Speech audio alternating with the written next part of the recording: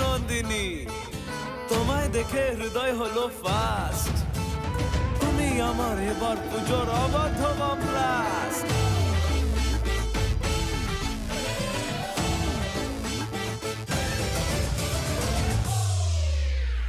এবার কেন অন্যরকম পুজো?